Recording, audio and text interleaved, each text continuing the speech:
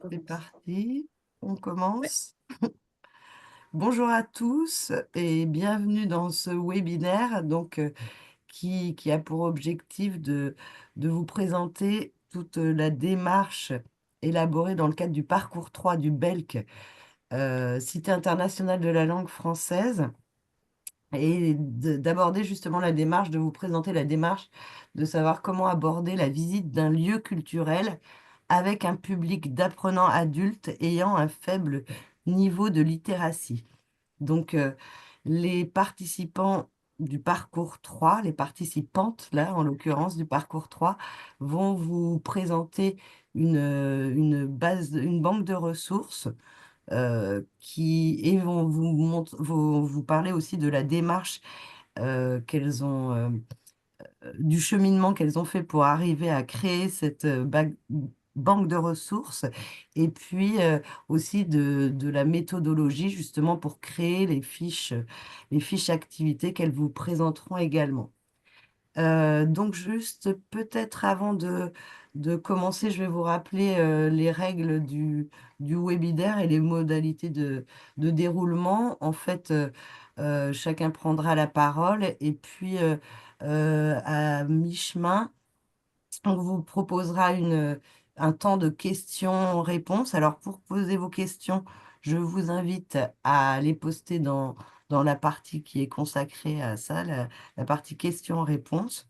Et puis, vous pouvez également réagir dans le chat. Voilà, donc pour présenter cette banque de ressources et cette méthodologie, donc comme invité, nous avons Aurore Barraud, qui est consultante et formatrice de formateurs, indépendante en français langue étrangère et seconde, en alphabétisation et en lutte contre l'illettrisme.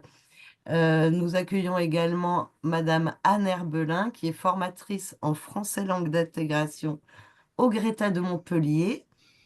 Madame France Neuberg, qui est responsable de la formation des formateurs, service de la formation des adultes au ministère de l'Éducation nationale du Grand-Duché du Luxembourg.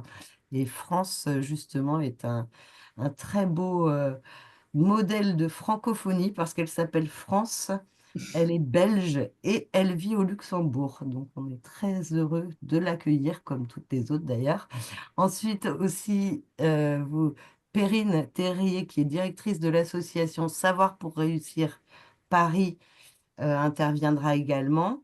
Et puis, peut-être qu'il apparaîtra le seul homme du parcours, Kevin Dassou, qui, lui, est animateur socioculturel au Centre national d'initiation aux langues étrangères au Bénin. Alors, peut-être que Kevin pourra intervenir, mais peut-être que non aussi pour des raisons techniques. Prendra la parole juste aussi après moi, Jean Souvigné, qui est chargé de formation à la Cité internationale de la langue française au château de Villers-Cotterêts. Jean, vas-y, tu peux prendre la suite. Très bien. Merci beaucoup Agnès. Bonjour tout le monde. Rapidement, pour faire un petit aperçu de cette formation BELC Cité internationale de la langue française et de parler un peu des origines et de son déroulé. Donc, la Cité internationale de la langue française est un nouvel équipement culturel dédié à la langue française et aux cultures francophones qui a ouvert fin 2023, en novembre 2023. Et donc, bien avant l'ouverture de ce nouvel équipement culturel, il y avait la volonté de proposer des formations destinées aux professionnels et la volonté de proposer, de cibler un nouveau public de professionnels, hein, salariés ou bénévoles, mais des personnes qui travaillent auprès de publics en insécurité linguistique et ou numérique, c'est-à-dire des personnes en situation d'illettrisme, d'analphabétisme ou d'électronisme. Et donc, la Cité internationale de la langue française a souhaité de créer un partenariat avec France Éducation internationale, qui est spécialisée dans la coopération internationale et qui organise des BELC pour créer donc une nouvelle formation, BELC, Cité internationale de la langue française, vers l'autonomie linguistique et numérique. Donc depuis 2023, il y a eu deux sessions, une en fin de novembre 2024 et une début décembre 2025, où nous avons accueilli une centaine de professionnels venant de France et des pays francophones par un recrutement grâce à appel à candidature et comité de sélection. Et donc vous avez ici un des atouts de cette formation, c'est de mettre autour de la même table et de créer de permettre la discussion entre des professionnels exerçant en France et des personnes venant des pays francophones. Donc, on a plus de 25% des participants à cette formation qui exercent dans des pays francophones, Belgique, Bénin, Guinée, île Maurice, Madagascar et autres. Donc, avec cet objectif de renforcer la formation des professionnels, de se familiariser avec des nouvelles démarches et des nouveaux outils, c'est exactement le but de ce webinaire, et puis de faire rencontrer des professionnels qui, normalement, ne se rencontreraient pas, qui travaillent sur les mêmes problématiques, mais qui viennent d'horizons différents. Et c'est ce plus de cette formation. Deux sessions, donc à date, avec des retours très positifs de la part des participants et un taux de satisfaction élevé. Agnès va parler de l'aspect pédagogique, mais cette formation, c'est également au-delà de cette formation, c'est la volonté de s'imprégner de cet équipement culturel et de proposer des activités culturelles. Donc, il y a la visite du parcours permanent dédié à la langue française qui s'appelle l'Aventure du français, des rencontres avec des artistes qui sont en résidence à Villers-Cotterêts, des déplacements et rencontrer et visiter des sites culturels autour de Villers-Cotterêts, dans l'Aisne et dans l'Oise, et également accéder à une programmation culturelle. Donc, c'est vraiment ce mélange de genres qui est souhaité. C'est une formation certifiante de haut niveau associée avec des activités culturelles. Euh, Tout cela ne serait pas possible sans nos soutiens. Donc, comme partenaire que vous pouvez voir, nous avons donc le ministère de l'Intérieur avec la direction de l'intégration et de l'accès à la nationalité. Nous avons également le soutien de la Direction régionale des affaires culturelles des Hauts-de-France, le ministère de l'Europe et des Affaires étrangères, le ministère de la Culture via la Délégation générale à la langue française et aux langues de France. Le soutien également, l'aide également de l'Agence nationale de lutte contre l'illettrisme, du réseau national des professionnels des centres ressources illettrisme et analphabétisme. Localement, nous avons un soutien très important du Centre ressources illettrisme et électronisme de l'Aisne, et je salue Emeline qui est parmi nous, ainsi que l'Institut français. Donc voilà pour un tour de table, un ensemble de cette formation Belk Cité internationale. Agnès, je te laisse la main. Ok. Donc, si on rentre plus précisément dans le programme pédagogique qui est proposé au Belk Cité internationale de la langue française, il y a donc trois parcours qui sont proposés en parallèle.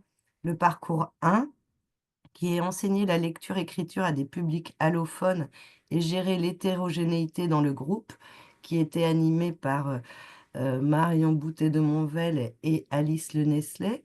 Et donc, ce parcours, il s'adresse plus précisément à des formateurs, qu'ils soient bénévoles ou salariés, et qui interviennent auprès d'un public allophone, donc qui ne parle pas français, et qui est en cours d'alphabétisation.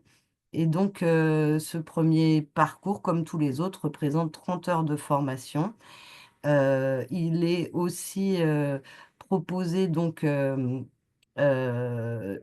deuxième parcours, pardon, Aurore. Donc le parcours 2 qui là est plus orienté pour des formateurs qui interviennent auprès des publics en situation d'illettrisme et qui est orienté sur le numérique. Il a été animé en 2024 par Victorien Lechêne et Stéphane Gardet.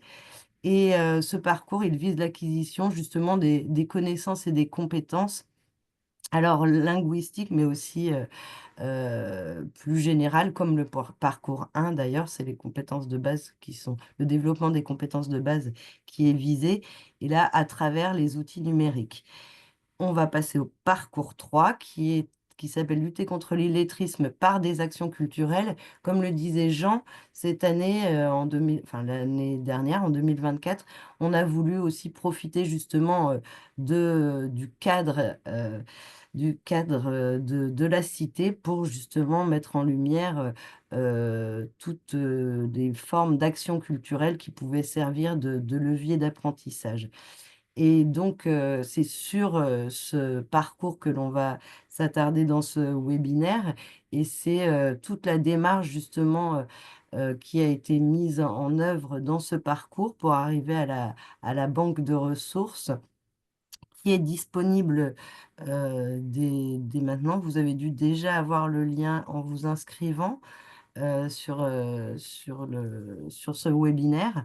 Donc, vous pouvez cliquer sur le lien si vous ne l'avez pas déjà fait et découvrir par vous-même toute la banque de ressources, mais avant et pour pouvoir mieux l'utiliser, toutes les participantes qui sont ici présentes et la formatrice Aurore vont vous expliquer justement tout leur cheminement avant d'arriver à créer cette banque de ressources et aussi vont vous expliquer un peu l'organisation de cette banque de ressources et vont vous montrer des exemples de ce qui a été produit lors de ces 30 heures de formation. Voilà, Aurore, je te laisse la parole. Ça marche, merci. Donc moi, je vais vous présenter essentiellement la colonne, là, la deuxième colonne, le cadre théorique et déontologique, et puis je laisserai les collègues vous présenter d'autres colonnes. Petit truc et astuce, je le redirai dans quelques minutes. Vous avez vu qu'il y a des vignettes là qui sont blanches, comme celle-là, il y en a qui sont jaunes. J'y reviens dans quelques secondes. Donc de manière générale, je vais vous parler un peu de la démarche qu'on a mis en place. Le parcours 3, c'est un parcours qui est un peu différent des autres dans le sens où c'est pas simplement une formation, c'est une formation-action avec vraiment un format de groupe de travail, de groupe de production et avec l'idée qu'au bout de ces 30 heures de travail, il doit y avoir des livrables. On a, quand on démarre, une commande qui est plus ou moins définie, avec, on sait à peu près ce qu'on veut produire, mais on a quand même beaucoup de liberté à l'intérieur du groupe pour entre nous se mettre d'accord sur les tenants, les aboutissants, les objectifs plus précis, la forme que ça peut prendre. Donc là, sur ce parcours 3 en 2024, on avait 14 participantes, donc 13 participantes et un participant. On a passé beaucoup de temps à redéfinir et à revalider entre nous nos objectifs, exactement ce qu'on voulait faire, comment on voulait le faire, les modalités de travail, à quel moment on est en grand groupe, à quel moment on est en petit groupe, à quel moment on fait des lectures, à quel moment on se fait des retours. Tout ça, c'est vraiment... moi, je démarre la semaine avec un prévisionnel, mais le prévisionnel, il est en permanence réadapté, réajusté de manière collective et collaborative. On a passé beaucoup de temps à produire des documents de synthèse en sous-groupe, à produire aussi les séquences, elles ont été produites en binôme. On a toujours veillé à faire des temps de restitution croisés, donc tout ce qui est fait par les petits groupes est quand même validé par le grand groupe. Donc on est vraiment sur une démarche très très collaborative. Et c'est ce qui fait aussi qu'on y retourne au Belk, c'est que c'est une expérience de collaboration super sympa, quoi. On a passé sur ce Belk-là, sur ce thème-là, langue et culture, pas mal de temps à s'appuyer sur l'existant, en fait, sur des documents théoriques, des documents méthodaux qui cadraient un peu les enjeux, en fait, de cette mise en relation langue et culture, de ce questionnement de comment rendre accessibles des lieux culturels, institutionnels, qui peuvent faire un peu peur, qui sont un peu impressionnants, où on n'a pas forcément les codes pour comprendre de quoi il s'agit. On est parti beaucoup de ce que les participants du groupe avaient déjà comme connaissances, comme expérience, mais on s'est aussi beaucoup appuyé sur des documents écrits et on a fait des synthèses aussi d'écrits plus, voilà, plus universitaires ou plus formels. Donc vous verrez qu'il y a dans la banque de ressources à la fois des synthèses, des fiches de lecture qu'on a fait. Il y a un petit hashtag qui traîne là, j'y reviendrai. On a beaucoup rigolé avec ces hashtags, mais ça nous a beaucoup nourri aussi. C'est-à-dire qu'on a fini par rigoler nous-mêmes de voilà, tout ce travail de bibliographie qu'on faisait. On s'est dit, ben, on va garder notre histoire de hashtag finalement aussi dans la production finale, dans le livrable, parce que ça nous a énormément nourri. On a beaucoup travaillé avec un fil rouge. Le fil rouge, c'est juste c'est une méthode pour faire produire dans un groupe en avançant au fur et à mesure. Donc le fil rouge, c'est le moment où on n'est pas en train de faire quelque chose de nouveau. On a fait des choses avant et là on fait un arrêt sur image et on se concerte tous en se disant, ben là, dans l'heure ou les 2 heures qui viennent de s'écouler, on a fait ceci ou cela. Qu'est-ce qu'on a appris? Qu'est-ce qu'on a pris conscience? Qu'est-ce qu'on a découvert? Qu'est-ce qu'on a formulé qui est nouveau et ou qui est pas nouveau mais qu'on veut pas oublier, qui est important et qui va devoir forcément apparaître dans notre livrable final. Donc ce travail de fil rouge, il a vraiment été nourri tout au long de la semaine et il a beaucoup contribué à nos productions à nous. Donc notamment les documents, donc dans les fameuses vignettes en jaune, là où il y a des points clés, ça vient beaucoup du fil rouge. Les fiches de lecture, bah, elles viennent de tous les temps de lecture partagée et de restitution de ces lectures et de synthèse de ces lectures. On a aussi eu des intervenants extérieurs, on en a eu 3 ou 4. Vous verrez ça dans le Padlet de manière plus précise, mais on a eu des interventions plus institutionnelles, des interventions plus d'un cadre méthodo, mais qui est plutôt celui des spécialistes de la médiation culturelle dans les musées nationaux, ce qui n'est pas forcément notre métier à nous au départ, on était plutôt tous des formateurs de français. On a eu des interventions d'autres formateurs de français avec des personnes en situation d'illettrisme qui du coup nous ont rééclairé aussi sur la démarche vraiment de terrain, quoi, comment s'y prendre. Et je suis en train d'égarer une intervention, je crois qu'il y en a eu 4, mais j'ai perdu la quatrième. Si quelqu'un si ça vous revient, n'hésitez pas à me compléter. Il y a eu l'intervention de Perrine Balbo de Ouais, la j'avais l'intervention délégation à la langue française institutionnelle. et aux langues de France. Ouais, tout à fait. Voilà. Donc je vais pas tout spoiler, vous irez lire, c'est du teasing aussi. Le travail qu'on nous demandait, il était la semaine, grosso modo, elle était séparée en 2 grandes étapes. Il y avait une grosse première étape qui était se mettre d'accord sur le cadre, de quoi on parle, pourquoi faire, comment on s'y prend, c'est quoi les grands points de vigilance au niveau de la démarche, et même avec un aspect déontologique sur lequel je viendrai. Euh, et après, c'était l'idée de commencer à créer des outils méthodos en s'appuyant sur l'existant, mais peut-être créer du neuf. Et dans un deuxième temps, d'aller refaire une visite. Pour certains, on avait déjà visité les lieux, mais là, vraiment une visite commentée, détaillée de l'exposition permanente de la cité et de l'aspect plus patrimonial, le château, avec des multiples couches historiques dans ce château, pour pouvoir faire fonctionner en fait les grilles méthodos de conception, de séquences en lien avec des visites de lieux culturels sur des espaces précis de l'expo permanente ou du château. Donc il y a vraiment eu une étape de conception des outils, puis de mise à l'épreuve de nos propres outils pour illustrer ce qu'on avait fait. Donc sur la partie droite de ma diapo, vous retrouvez bah, grosso modo les grandes colonnes du Padlet et donc les grandes thématiques. Tout ce qui est grille méthodo vous sera présenté tout à l'heure par Perrine. Et les exemples de scénarios, on vous en présentera 2. On en a fait plus que ça, on en a fait 6 de mémoire, mais on vous en présentera 2 aujourd'hui, ça sera suffisant dans le temps qui nous est imparti.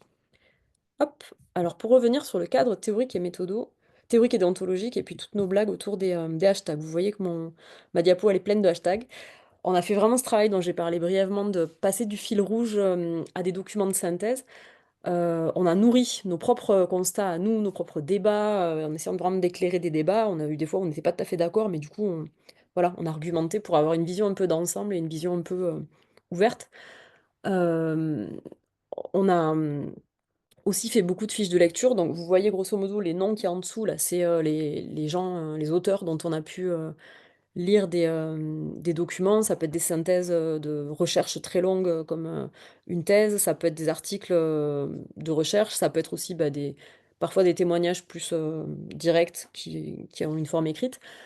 Euh, Ici, si je dois résumer par rapport à tout ce qu'on s'est dit par rapport au cadre théorique et déontologique, quand j'ai un peu regardé pour préparer cette diapo, je me suis dit, bah, à mon avis, le point clé le plus important, notre gros enjeu à nous, qui était vraiment un consensus de départ, c'était on veut réfléchir à comment rendre accessible des lieux culturels à des personnes qui ont un faible niveau de littératie, donc un faible niveau de lecture, d'écriture, mais aussi une faible habitude en fait de se confronter à des écrits, parce que c'est un problème de compétences techniques, mais c'est aussi un problème d'habitude en fait, d'avoir les codes de qu'est-ce que c'est, à quoi ça sert, comment ça fonctionne, de se sentir concerné, de se sentir légitime à le faire.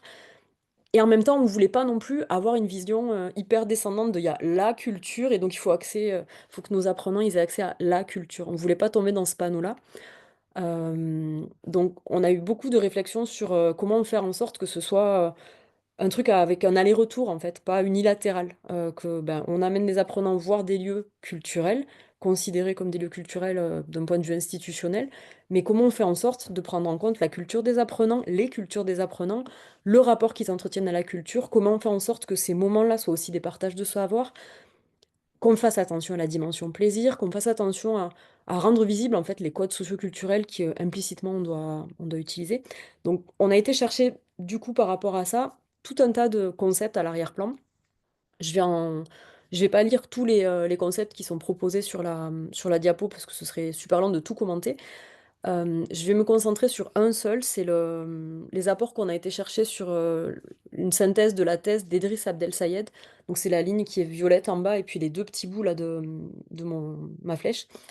Idriss Abdel Sayed, il nous a beaucoup éclairé parce qu'il pose d'entrée les deux pièges, en fait, les deux extrémités à essayer d'éviter. D'un côté, on peut avoir une vision très misérabiliste de la question de amener les apprenants visiter des lieux culturels en mode ah ben les pauvres, c'est vraiment des lieux auxquels ils n'ont pas accès, ça peut leur faire peur. Donc là, encore une fois, on se met en mode il y a eux et nous. Donc éviter ce côté-là. Et après, pas tomber non plus dans le panneau où on voudrait valoriser, survaloriser, les dire oui, mais ils ont aussi une culture populaire, une culture de l'oral. Oui, évidemment, et ça, on va le prendre en compte, mais pas tomber dans l'extrême inverse avec ce que lui, il qualifie d'une approche plutôt populiste, où on mettrait tout sur un pied d'égalité tout le temps, sans jamais rien questionner. Donc, on a vraiment essayé de rester dans cet intervalle-là.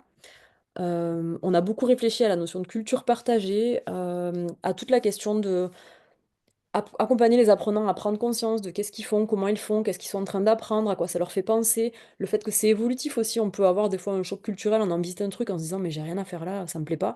Et puis évoluer là-dessus. Odile Duvic, qui est une collègue et super partenaire, je vais faire la pub, de Grenoble, de l'association Les FOP à Grenoble qui accompagne des personnes en situation d'illettrisme, elle nous a fait des retours d'expériences de terrain avec des groupes d'apprenants en situation d'illettrisme qu'elle a accompagnés. Et elle disait, c'est vraiment, on n'est pas dans, on fait pour eux, on réfléchit à leur place, pas du tout. On réfléchit ensemble à qu'est-ce qu'on aurait envie d'aller voir, qu'est-ce qu'on aurait envie d'aller visiter, on se renseigne, on prépare la visite ensemble et c'est pas le formateur qui fait à la place d'eux. Donc l'arrière-plan aussi, c'est vraiment le gros enjeu de l'éducation populaire. Ça, c'était une bonne surprise pour moi de voir que c'était une évidence partagée dans le groupe. Pour moi, c'était plutôt à construire au départ. Et puis finalement, dans ce groupe, c'était une évidence. Donc ça apparaît sûrement dans les documents que vous pourrez aller voir dans le Padlet. Mais voilà, je voulais absolument le nommer. Au-delà de tout ce qu'on a pu réfléchir, il y a vraiment cette idée de faire avec les apprenants et d'être au plus proche de ce qui a du sens pour eux, construire avec eux. Et je vais m'arrêter là et passer la parole à Perrine. Merci. Donc, je continue dans la méthodo. C'est vraiment un travail, comme le disait Aurore, de co-construction au sein de cette formation Action. On s'est posé la question d'abord du format de la visite.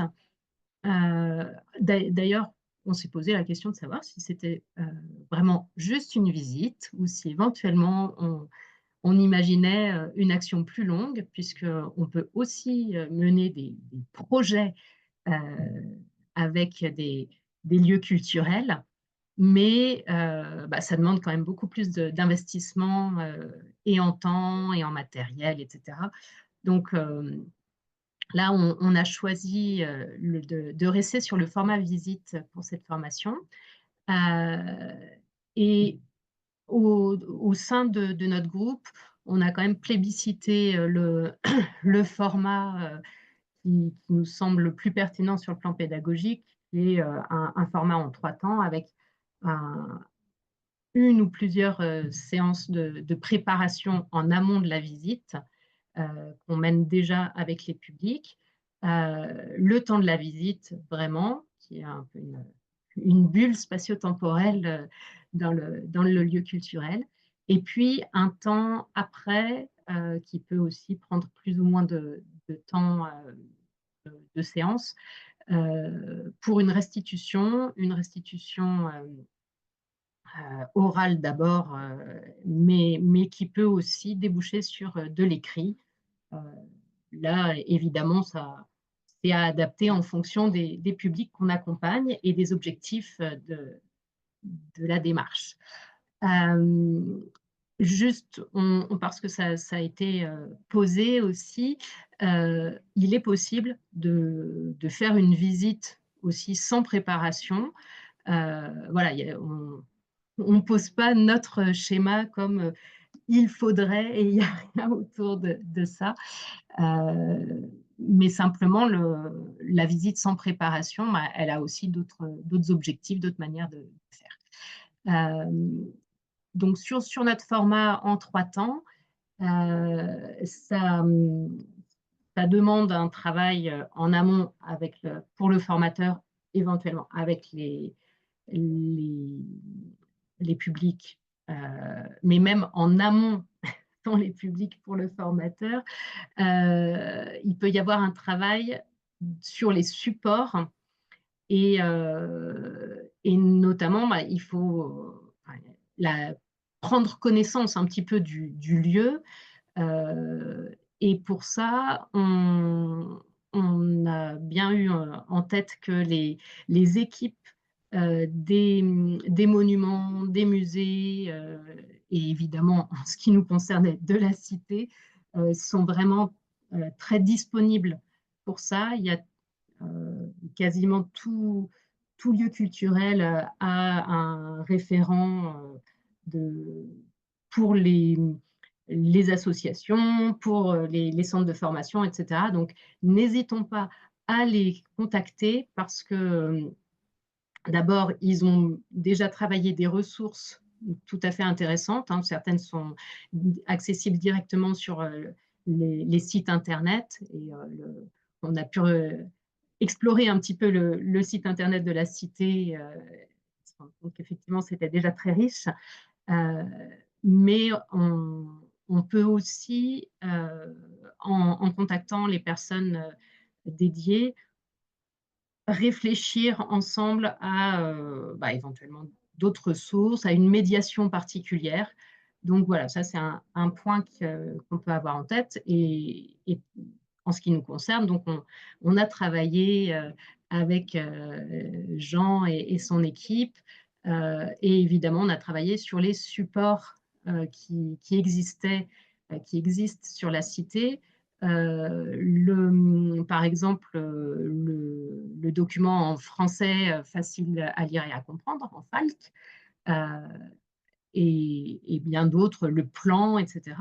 Et donc, un de nos travaux, de nos exercices, a été de bâtir une grille d'analyse de support que vous pourrez donc retrouver dans le Padlet,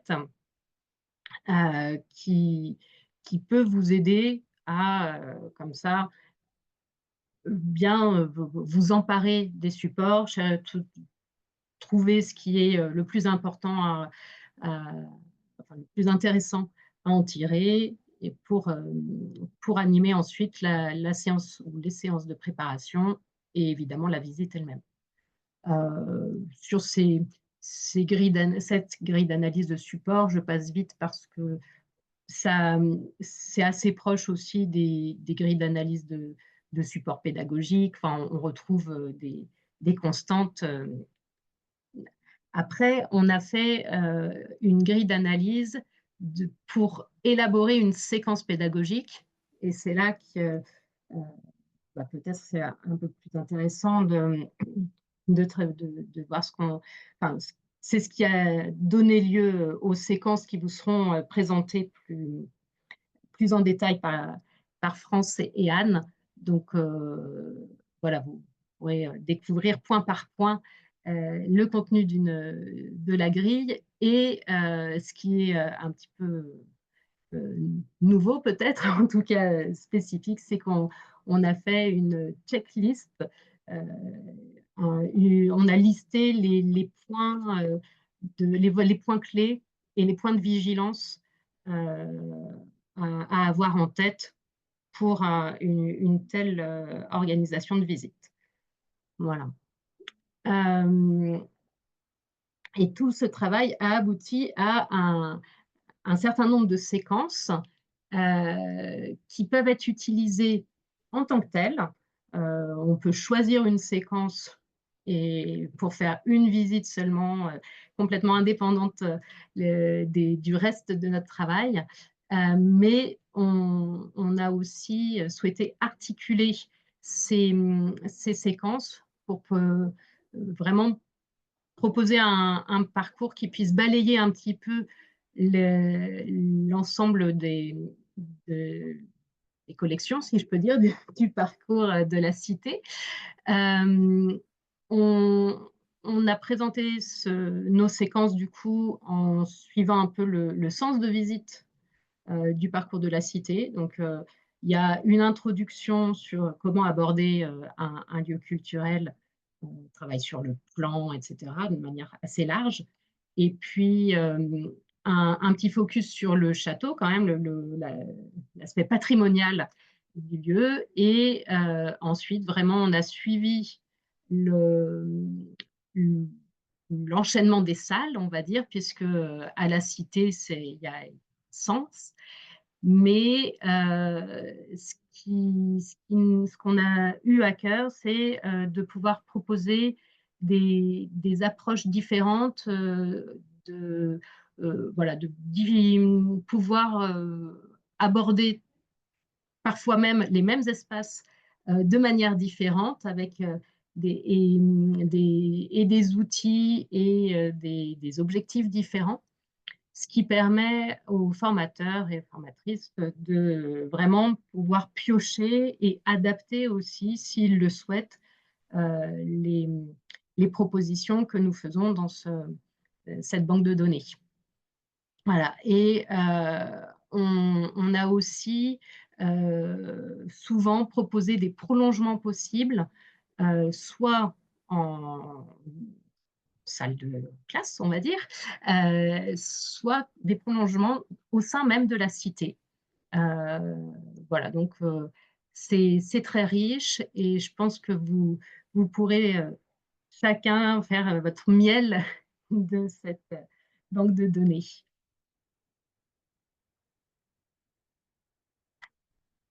Agnès. Ok, oui, je vais reprendre la parole pour traiter de des sujets qui vous interrogent.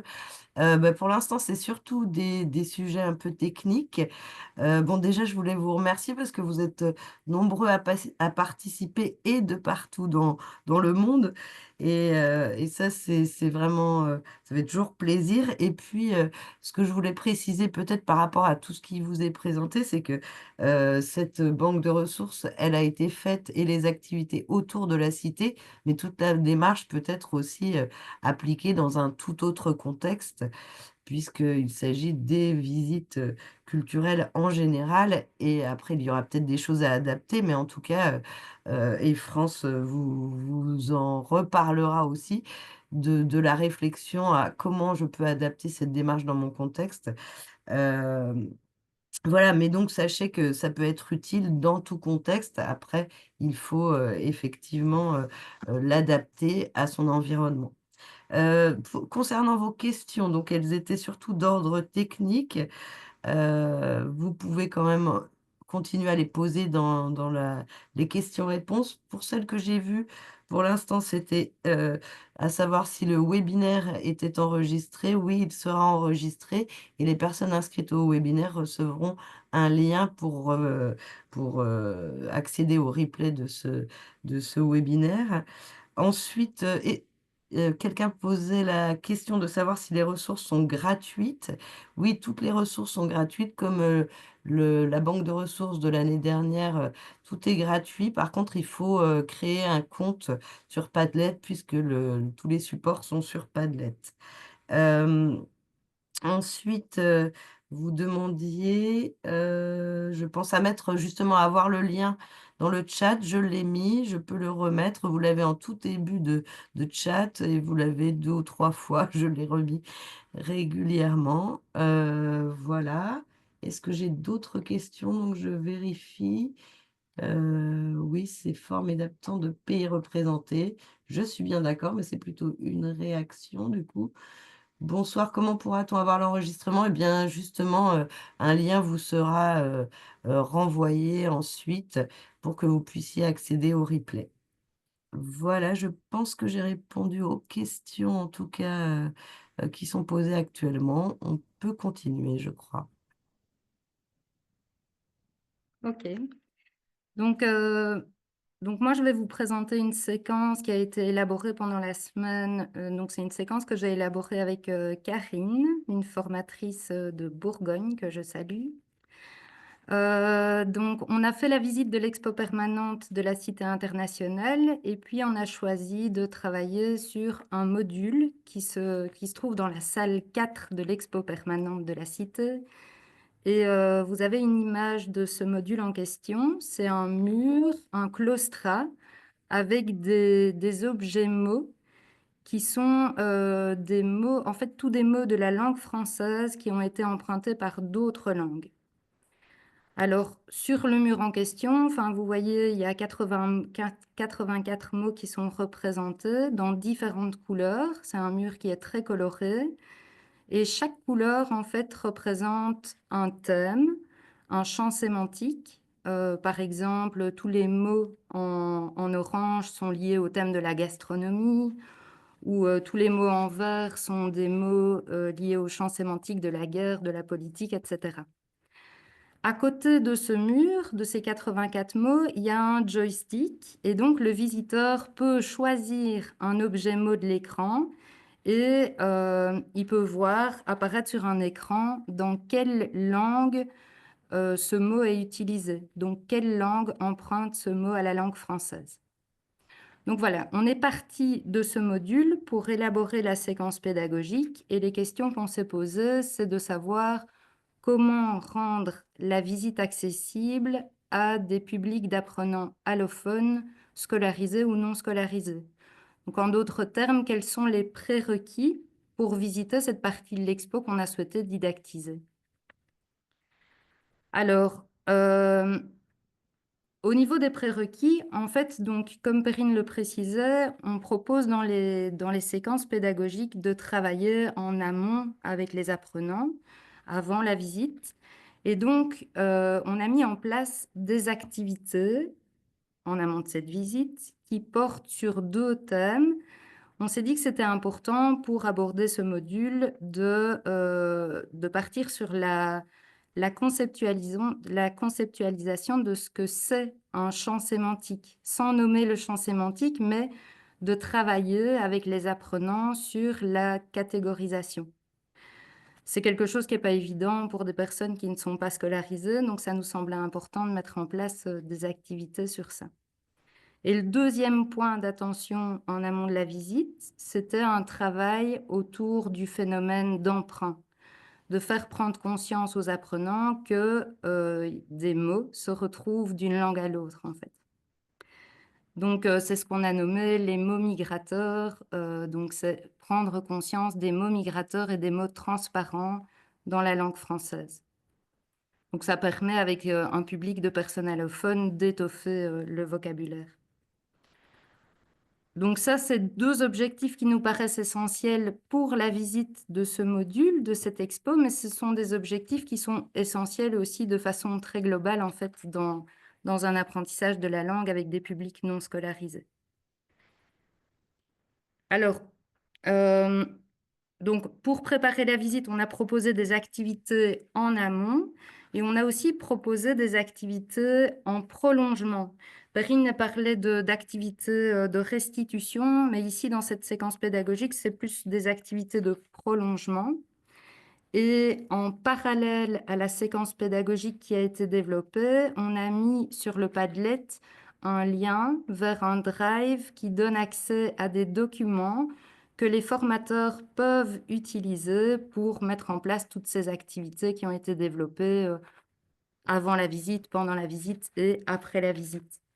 En fait, la séquence ici qui est proposée, elle a été pensée pour pouvoir être exploitée, même si, malheureusement, vous n'avez pas l'occasion de vous rendre à la Cité internationale avec vos apprenants, parce que c'est géographiquement trop loin.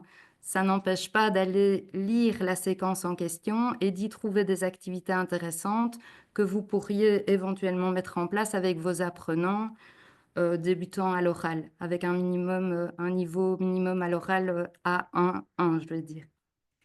Donc voilà, si vous ne pouvez pas aller à la cité, c'est une manière de faire venir la cité chez vous. Alors, ce travail d'élaboration de séquences à plusieurs, en fait, tout le travail en fait, qui a été réalisé pendant la semaine et puis l'élaboration d'une séquence en binôme, ça a été vraiment quelque chose de très, très riche, de très porteur, parce que le fait de travailler tous ensemble, ça permet vraiment d'aller beaucoup plus loin dans la réflexion, dans l'élaboration. Aurore, on peut passer à la dia suivante. Oui, le fait de travailler à plusieurs, c'est vraiment réfléchir à qu'est-ce qu'on vise quand on met en place une sortie culturelle. Donc, qu'est-ce qu'on vise avec telle ou telle sortie culturelle? Et donc, on a pu vraiment développer toute une série d'objectifs en lien avec la séquence réalisée. Donc, on a pu confronter nos expériences de terrain, on a pu réfléchir davantage aux objectifs à atteindre, on a pu aussi confronter nos apports théoriques. Et je donne ici l'exemple de l'apport théorique qu'on a ajouté dans cette séquence pédagogique. Parce que pour l'élaboration de cette fiche-ci, par exemple, on a fait référence au CARAP, donc le cadre de référence pour les approches plurielles. C'est un document qui complète le CECR et qui préconise de prendre en considération les langues en présence dans les groupes de formation pour favoriser l'apprentissage de la langue cible, à savoir du français.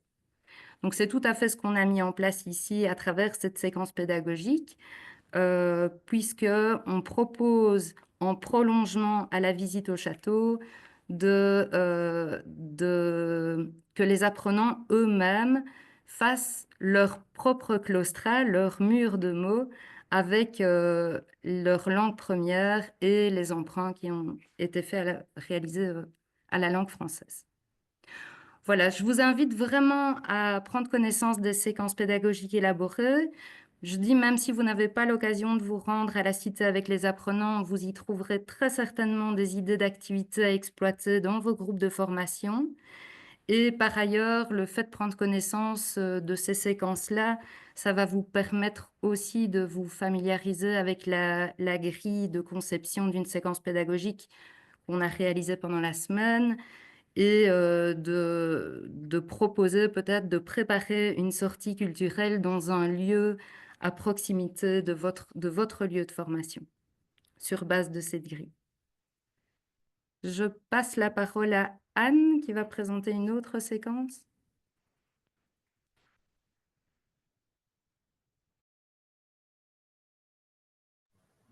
Bonjour, excusez-moi, j'ai réactivé mon micro. Merci France. Donc moi, il s'agit d'une séquence qu'on a préparée avec Perrine, ici présente, sur la salle 6 que vous avez sous les yeux. Donc je vais d'abord vous présenter, donc on l'a visité aussi, puisqu'on a tous été immergés dans la Cité de la langue française. Et cette salle 6, donc, qui s'appelle l'Empire de la langue, qui arrive après la salle sur les Lumières, la langue des Lumières. Ici, elle se décompose donc en deux parties. Une partie, vous avez les pupitres que vous voyez là, d'écoliers, qui sont avec des vitrines et sous lesquelles il y a des manuels de fabrique, enfin, qui ont servi lors de la colonisation pour l'apprentissage du français. Il y a aussi une vitrine de symboles dans cette salle qui met en place des symboles de punition quand on ne parlait pas le français, mais pas seulement dans les pays de la colonisation, c'était aussi en France, donc c'était aussi intéressant de travailler sur cet aspect-là. Et il y a aussi, donc dans une deuxième salle, donc ça c'est la première salle qui est sur la domination. Il y a la deuxième salle qui est sur l'émancipation à travers le français. Donc vous avez ce tableau avec de cette image là avec des personnes qui ont joué un rôle qui sont marquantes dans l'histoire de la décolonisation, avec donc des photos et à côté des extraits de discours marquants. Donc, par rapport à cette salle, on s'est pas mal posé la question parce que contrairement au reste dans ce que présentait France et ce que vous allez découvrir dans le Padlet, c'est quelque chose qui ressemble beaucoup plus à un musée classique, donc qui a l'intérêt d'être transposable, mais en même temps qui n'amène pas une certaine manipulation, qui n'est pas interactif du tout. Donc c'est à la fois un intérêt, mais en même temps se pose la question, ce qu'évoquait Aurore, de travailler en co-construction, de faire participer dans tout ce qui nous a été présenté par beaucoup de spécialistes de la médiation culturelle, qu'on a vu travailler sur le partage, la co-construction, et donc qui est typique de l'éducation populaire. Mais comment on fait avec notre public pour y parvenir, tout en y comprenant l'enjeu, parce que c'est de donner envie de revenir et de retrouver ce type de ressources, avec des écrits, avec des cartes, puisqu'il y a aussi une carte dans la première salle, avec les espaces francophones, enfin les espaces de colonisation qui sont devenus, dans lesquels il y avait aussi les images d'archives qui sont présentées aussi dans la première salle, qui représentent l'école dans des pays de colonisation. Donc la question, c'était de faire émerger la parole sans dire à la place, et en même temps de les accompagner beaucoup, donc à la fois de laisser une certaine liberté, mais aussi les accompagner parce que tous ces documents comme des cartes, des écrits, ça se prépare. C'est pas à la fois, il y a aussi les cartels. On a voulu travailler sur les cartels. À la fois, on va les trouver partout, donc c'est très intéressant. Il faut qu'on leur donne envie d'y revenir, mais en même temps, il faut aussi prendre en compte notre public. Alors sur ce point-là, justement, on parlait de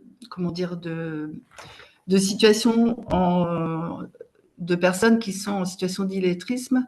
Ce qui était intéressant, c'est qu'on a eu aussi du fait que Perrine, elle avait ce type de public, il y avait beaucoup de personnes qui avaient ce type de public dans la formation, et il y avait en parallèle des questions qui se posaient avec des personnes qui avaient, comme moi, qui travaillent donc au Greta dans le cadre du contrat d'intégration républicaine, un public. Moi, j'ai des personnes avec ma collègue, on a des personnes qui ont 600 heures de cours, qui sont non lectrices, non scriptrices, ou qui sont allées à l'école un petit peu ou pas du tout.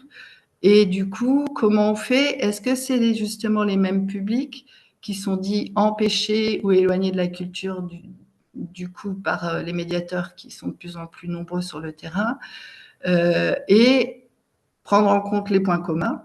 Ils sont tous en insécurité linguistique, mais en même temps, il y en a qui parlent le français, qui sont assez à l'aise, d'autres qui ne le sont pas. Et aussi, on parlait, alors ça nous a été évoqué, et moi ça me fait un peu écho aussi, avec, entre guillemets, mon public, notre public, je pense qu'on est quelques-uns dans ce cadre-là, qui est ces personnes-là, elles ont signé un contrat d'intégration républicaine, et il y a aussi le cadre on est le professeur, on est celui qui va mesurer, il faut voir s'ils sont présents, il faut qu'ils adhèrent à un certain... Enfin, dans ce cadre-là, ils ont quand même une pression aussi par rapport à leur titre de séjour, d'avoir leur attestation, et il faut qu'on se rende compte aussi qu'on est dans une position qu'il faut vraiment, malgré nous, et qu'il faut avoir encore plus en tête de travailler avec eux. En même temps, travailler avec eux, c'est difficile. Enfin, non pas que c'est difficile de travailler avec eux, mais travailler en coproduction sur des choses qu'ils ne connaissent pas, voilà, c'est compliqué pour imaginer. Je pense qu'il y a plein de choses à imaginer. En tout cas, moi, ce que je vais vous présenter, c'est ces fameuses 3 phases qu'on a mises en place. Alors effectivement, moi, ce que j'ai retenu aussi comme Perrine, c'est qu'il y a possibilité, et ça, j'ai tendance à être axée sur ces 3 phases à chaque fois, mais on a justement l'importance de cette coproduction qu'on a nous-mêmes mise en place avec Aurore. C'est que il y a par exemple quelqu'un qui a dit mais on peut aussi se faire plaisir et aller une fois. Donc là, pas 3 phases, mais se dire on va une fois au musée ou une exposition ou dans un autre type de monument. Effectivement, je trouve que ça fait aussi partie des possibilités auxquelles on doit penser parce que l'art, c'est aussi l'émotion, c'est ce qu'on peut échanger. Je trouve que les médiateurs travaillent de plus en plus là-dessus. Mais pour ce qui est de notre salle, nous, je pense que c'était très important de travailler ces 3 phases.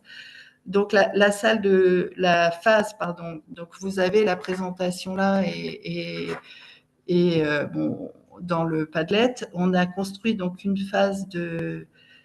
préface de préparation où on travaillait plus sur justement ces documents difficiles d'accès, sur la carte, en se disant on va leur faire manipuler une carte, leur faire colorier les zones visées, puisqu'ils vont en voir une après. Aussi, je trouve que c'est intéressant dans l'interaction, parce qu'il y a des gens qui sont francophones, qui viennent des colonies, et qui étonnent toujours les autres, qui viennent aussi d'Afrique, mais qui ne parlent pas français. Donc c'est un moyen aussi interactif de voir d'où on vient nous, parce que le repère dans le temps et l'espace est quand même très compliqué.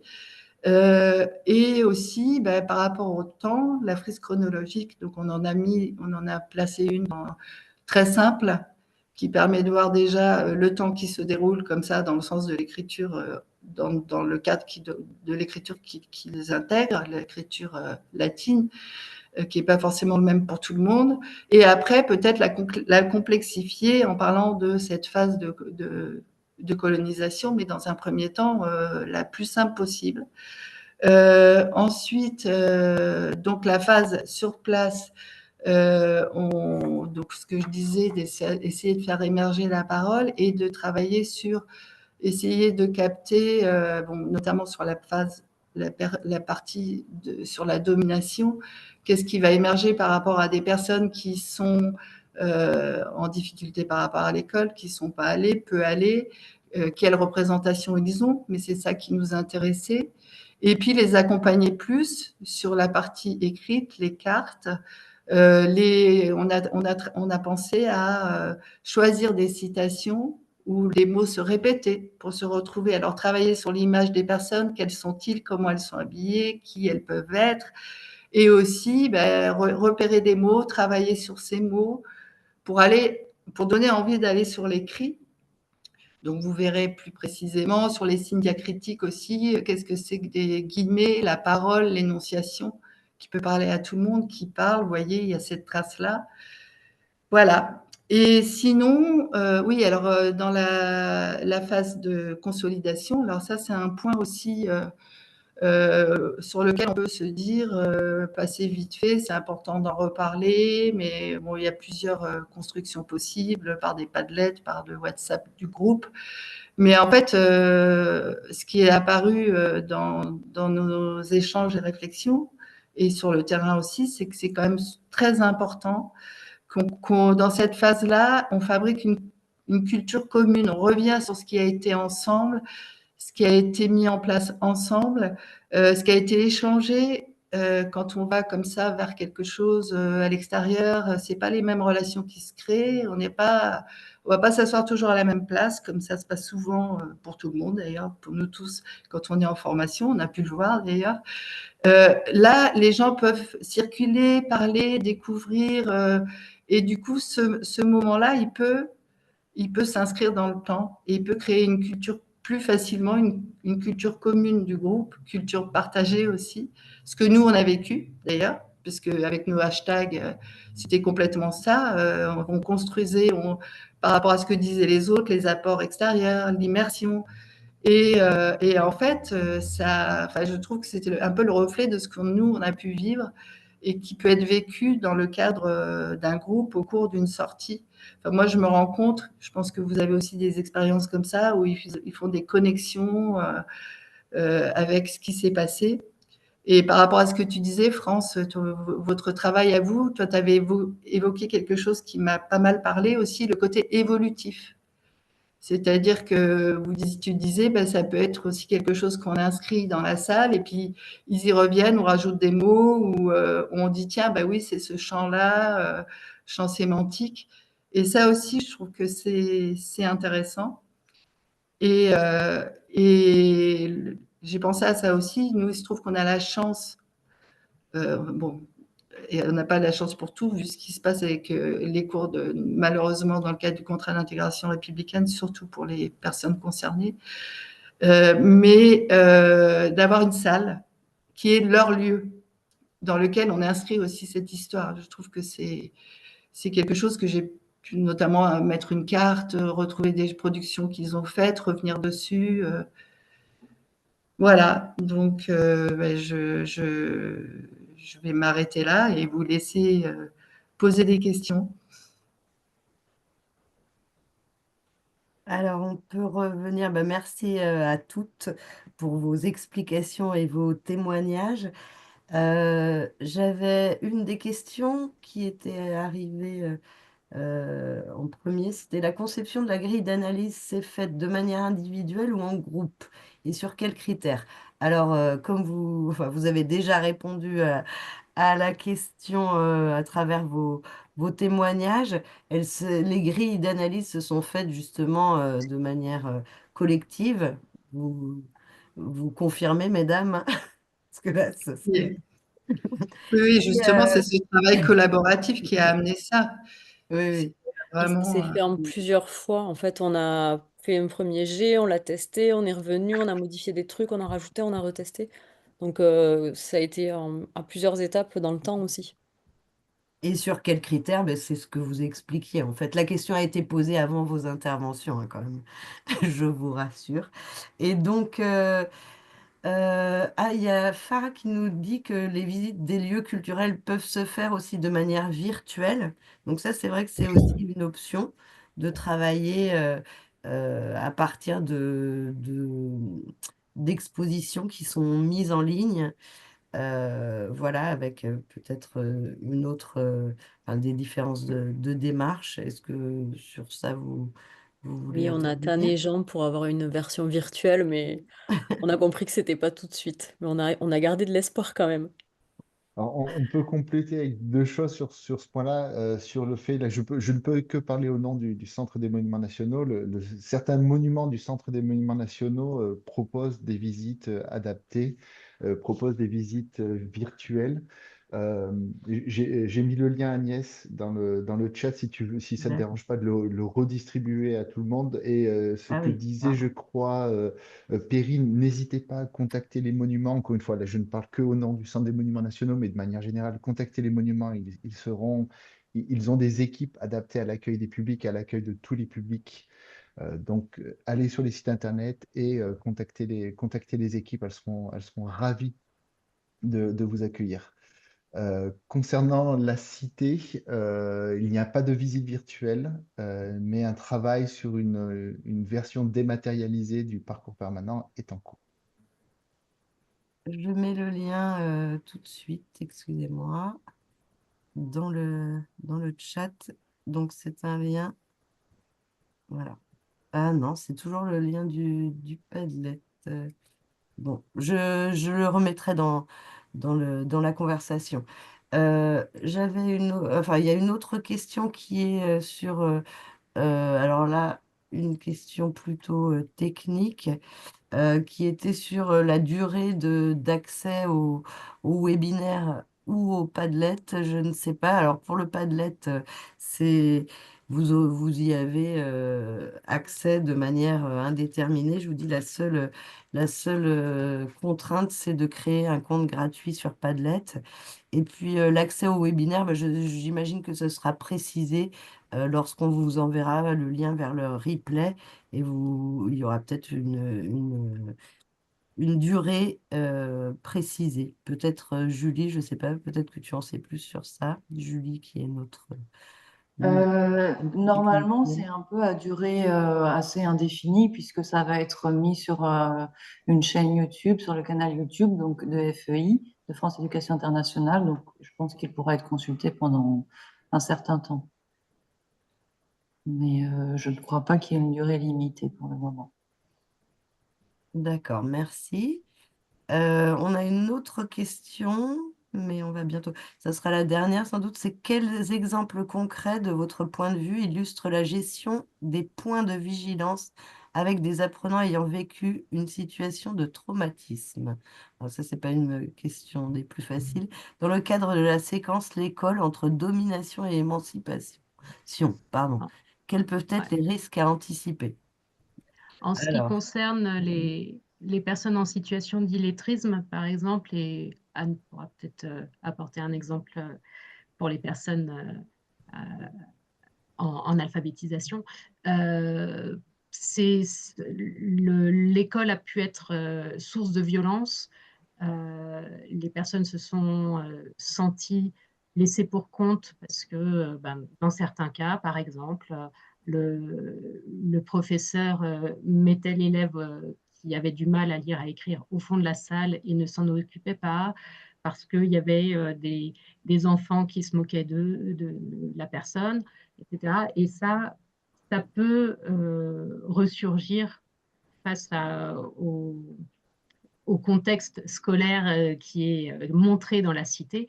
Donc voilà, l'idée, c'était de pouvoir amorcer ça dans le dialogue, de montrer qu'il y a des personnes qui sont allées à l'école, il y a des personnes qui ne sont pas allées à l'école, qu'il y a différents types d'écoles, différentes expériences, euh, et il y a aussi des mauvaises expériences. Enfin, on n'est pas là pour asséner un schéma qui serait univoque et qui ne laisserait pas la place aux apprenants.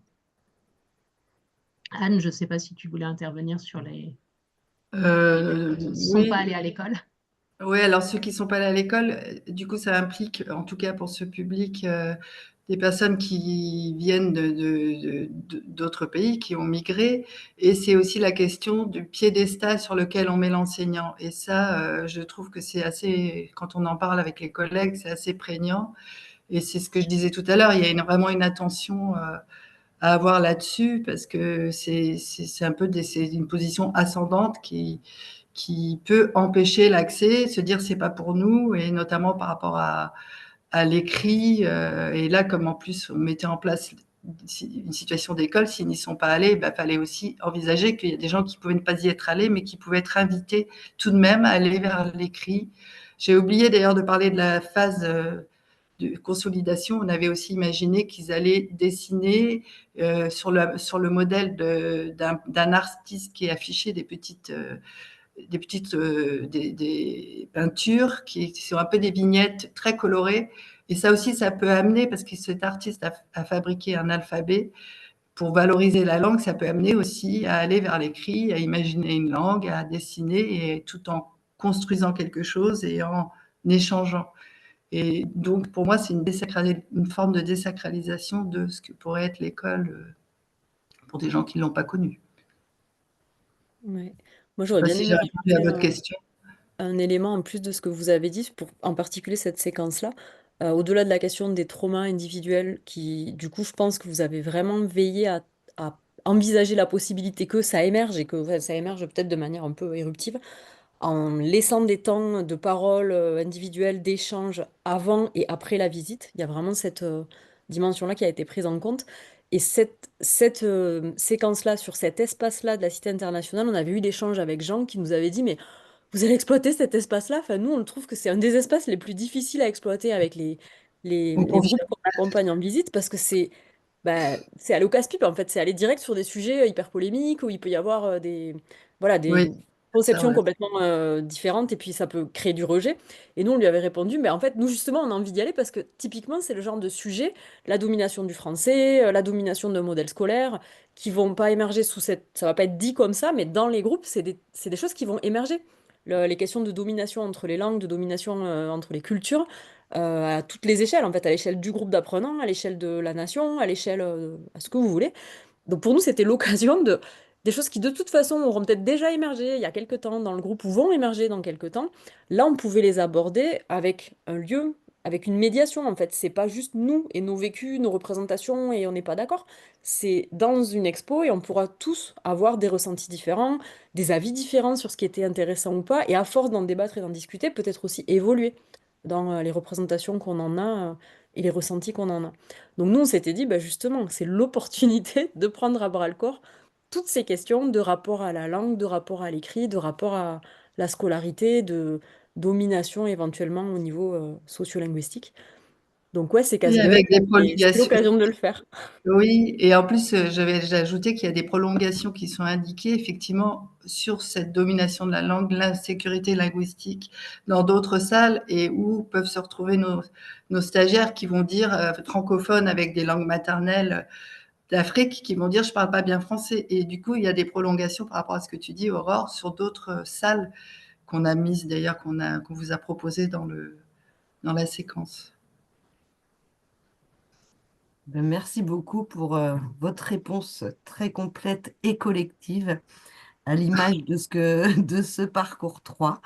Il y a, excusez-moi, je reviens aux questions, mais juste, quelqu'un ne trouvait pas le lien, donc oui, je suis désolée, j'ai dû faire une petite manipulation, le lien dont parlaient Jean, et vous le retrouvez maintenant dans le chat. Ça devrait être bon. Voilà, ben, je pense qu'on arrive à la fin de ce webinaire. Peut-être je retiens, il y a quelqu'un qui a écrit, c'est un travail d'amour et de passion, oui, et de grand investissement, parce que pour arriver à ce résultat, la formatrice et les participants ont dû beaucoup travailler, donc on les remercie. Elles se sont même certaines investies pour présenter leur travail. Donc, merci vraiment à toutes et merci aussi à Jean pour avoir présenté la cité. Et peut-être pour finir, juste pour faire un petit retour en arrière, il y a cette banque de ressources donc, que je vous invite bien sûr à consulter, à explorer parce qu'elle est très riche, à entrer justement dans tous les outils qui vous sont proposés, à vous les approprier aussi et peut-être à les contextualiser en fonction de votre environnement de travail. Peut-être, Aurore, la dernière diapo pour rappeler aussi que ce travail, un autre travail, avait été fait en 2023. Et donc, vous avez aussi la banque de ressources de 2023 qui était plus large et que je vous laisse découvrir si vous ne la connaissez pas, qui était une boîte à outils qui répertoriait en fait enfin, qui répertoriait, qui triait des sites et des outils qui avaient été sélectionnés pour justement les formateurs qui travaillent auprès de personnes en insécurité linguistique et numérique. Voilà, J'ai un merci à tout dernier le détail à monde. Ah, rajouter, je pense Aurore, oui. on a oublié de le faire, peut-être Hmm. faire le lien avec la journée du 19 juin Ah qui aura oui, lieu à oui, la oui, Cité merci, internationale de la langue merci. Au française et revoir, qui sera merci, oui, animée oui. par nos partenaires du réseau Doc en Stock, le réseau enfin, c'est un projet qui est porté par le réseau national des professionnels des centres ressources illettrisme et analphabétisme. On s'est un peu incrusté, faut bien le dire, dans cette journée autour de langue et culture en disant mais nous aussi, on pourrait proposer des ateliers pour présenter ce qu'on a fait à la Cité sur langue et culture. Donc vous pouvez aussi nous retrouver là-bas. Il y aura notamment Perrine qui sera avec moi pour animer des ateliers. Donc voilà, jetez-vous sur la com Doc en stock, journée du 19 juin, site international. Voilà, c'était pour pas oublier de Bienvenue. le dire. Oui, merci beaucoup, Aurore. C'est vrai que j'étais tellement absorbée à répondre aux questions que j'en ai oublié. Une partie enfin, une information très importante. Bon, il est 12h10, on va devoir vous quitter. Donc, vous aurez accès à nouveau à ce replay, à ce webinaire par replay.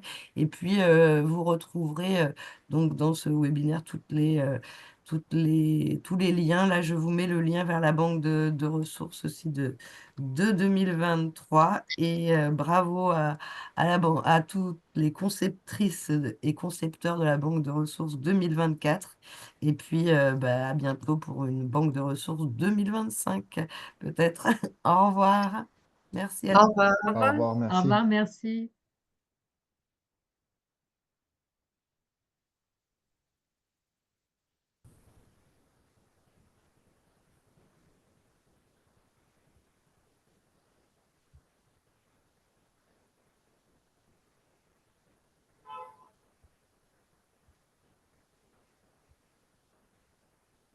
Vous me direz quand vous souhaitez que j'arrête le partage, parce que je ne vois pas. si l'enregistrement est terminé ou pas.